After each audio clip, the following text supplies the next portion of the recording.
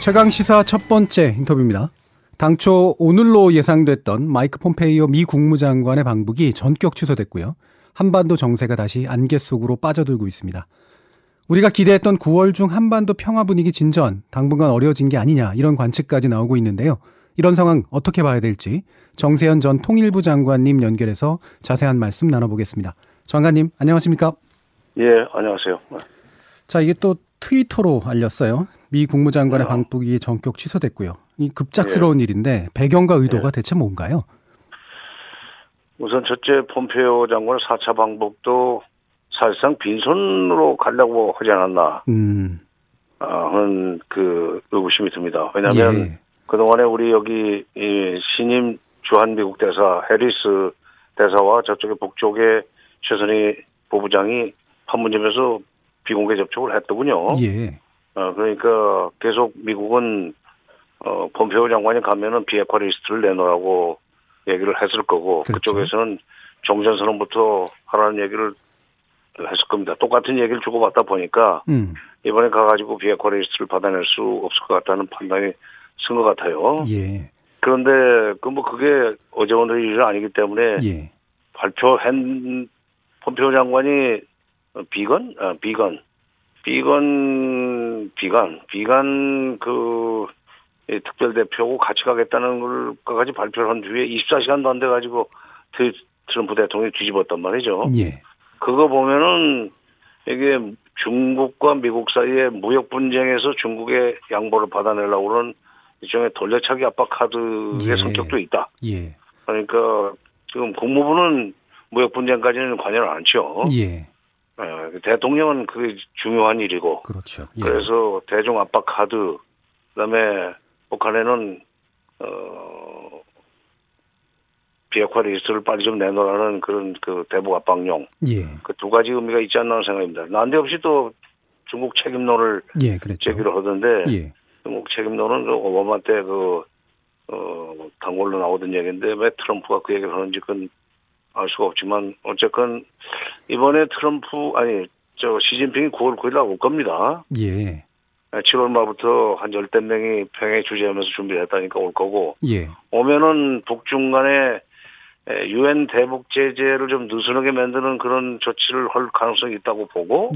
트럼프로서는 그런 짓도 하지 말라는 경고로 중국 책임론을 제기한 것 같습니다. 예. 그 중국 책임론 이 부분이 사실 되게 중요한 부분인 것 같은데 중국은 되게 즉각적으로 반발을 했어요. 예를 들면 무책임한 말이다. 사실관계가 다르다. 한구시보 같은 경우에 적반하장이다. 이 중국의 반발이 충분히 정당하다고 보시나요? 그 중국 책임론을 얘기하려면 종전선언에 처음부터 중국이 들어와야 된다는 얘기를 분명히 해주든지 그거는 또 안 넣어주려고 그러면서 중국 책임론 얘기를 하면 이게 자가당착이죠.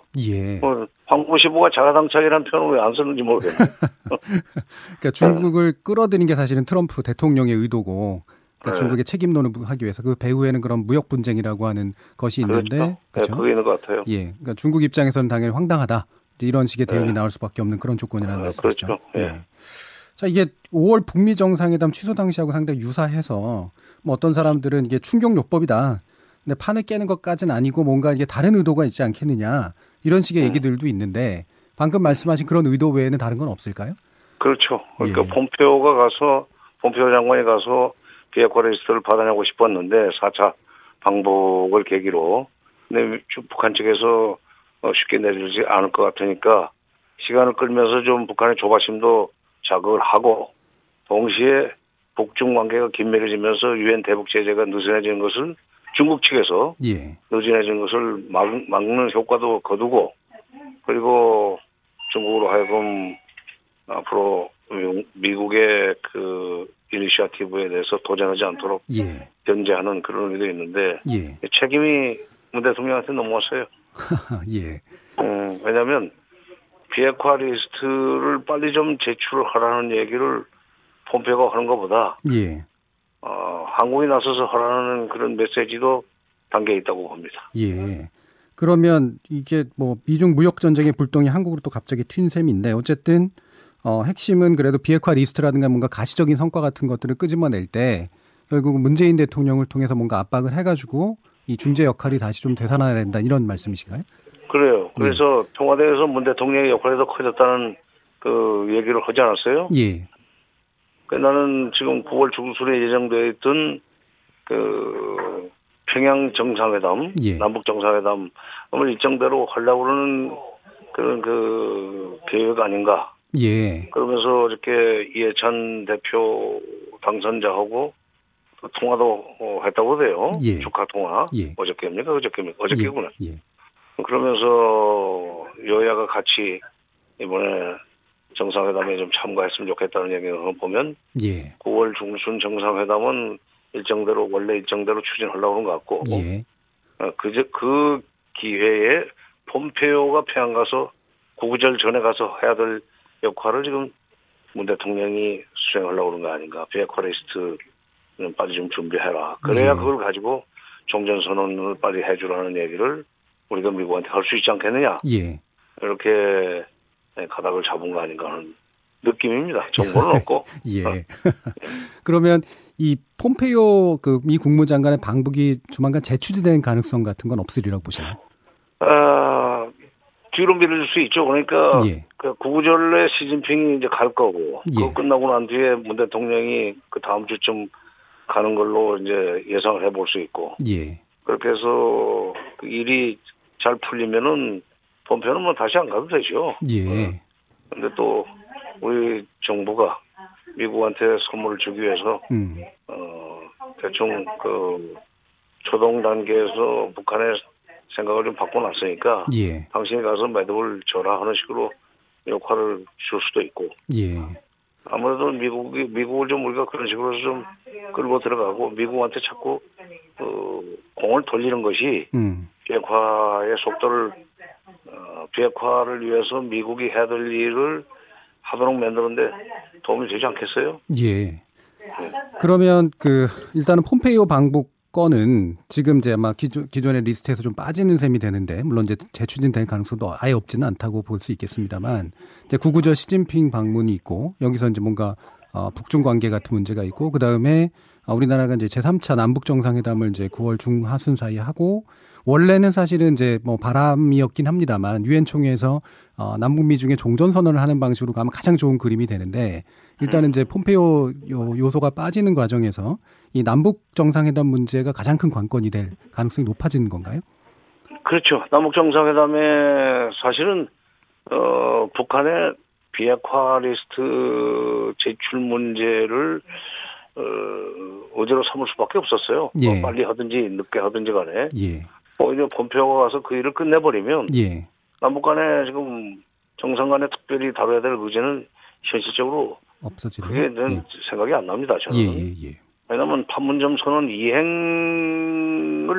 제대로 안 했다고 북한에서 비판하는 마당에 또 와서 무슨 이 합의를 할 수도 없고 결국 비핵화 관련해서 북한의 적극적인 행보 이것을 독촉할 수밖에 없었는데 폼페이오 방북이 늦어지면서 짐이 좀 늘어난 감은 있지만 오히려 문 대통령이 운전자 내지는 중간자로서 역할을 할 수 있는 기회가 왔죠.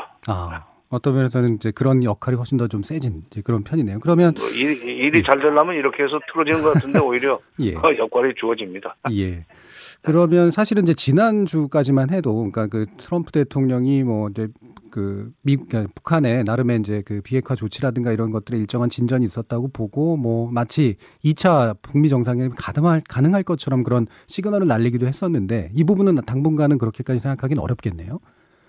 그렇죠. 근데 트럼프 대통령의 스타일을 보니까 자꾸 그 김정은 위원장을 좀 축혀줘가지고 잘 되고 있다 하는 식으로 해서 자기가 그러니까 잘 되고 있다고 하는 얘기를 김정은 위원장이 행동으로 옮겨주기를 바라는 그런 식의 화법을 좀 쓰는 것 같아요.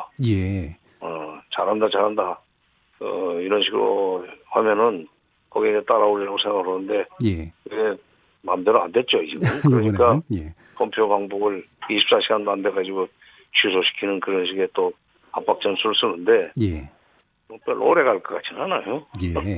지난번에도 사실은 그렇게 오래 가진 않았기 때문에 북한이 이제 그에 대한 저희 그 반응을 어떻게 보느냐에 따라서 또 태도가 달라질 수 있습니다. 지난번처럼. 이 북한의 반응이 예를 들면 이제 구구절 그 북중 정도 시점에서 나타날까요? 아니면 남북 정상회담 시점에서 나타날까요? 남북 정상회담에서 나타나겠죠. 예. 구구절 때는 내놓기가 좀 적절치 않죠. 왜냐하면 미국이 중국을 저렇게 의심하는데 물론 의심이 본심은 아니고 일종의 전략적인 차원에서 의심을 뭐 배후론을 제기하고 하는 거라고 봐야 되니까. 근데 그런 상황에서 뭐 북중 간에 합의를 해서 비핵화 리스트를 내놓겠다.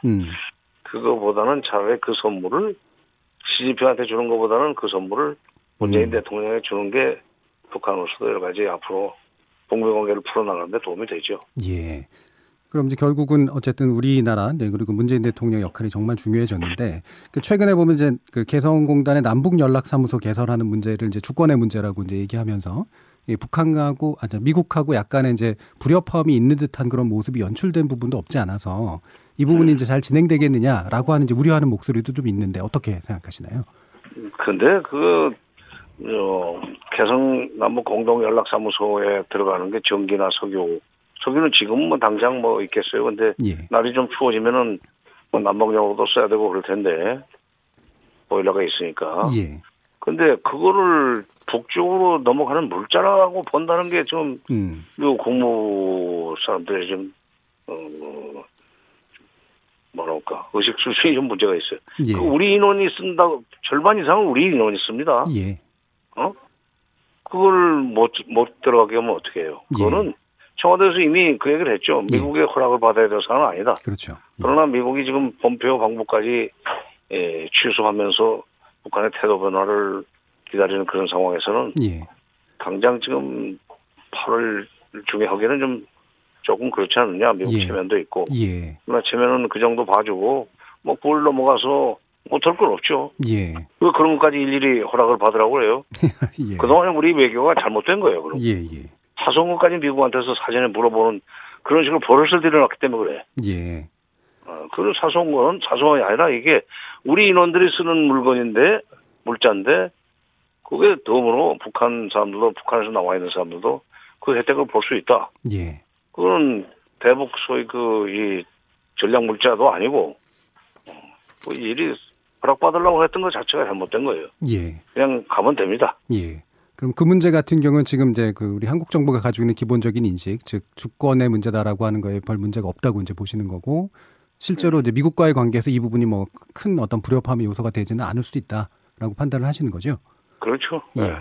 그러면 결국에는 이제 우리 9월 중순에서 아마 말 사이에 아마 개최될 거로 보이는 남북 정상회담에 상당히 큰 공이 넘어왔고, 이때 이제 북한이 일정한 선물을 가지고 비핵화 리스트를 확실하게 만들면 이게 결국에는 이제 트럼프가 다시 이 문제에 들어올 수 있게 만들어주는 어떤 요인이 된다. 이렇게 보시는 거죠. 그렇죠. 알겠습니다. 그럼 폼페이오 장관한테 줄 것을 문재인 대통령한테 주면 모양이 더 좋죠. 알겠습니다. 잘 들었습니다. 정세현 전 통일부 장관이었습니다.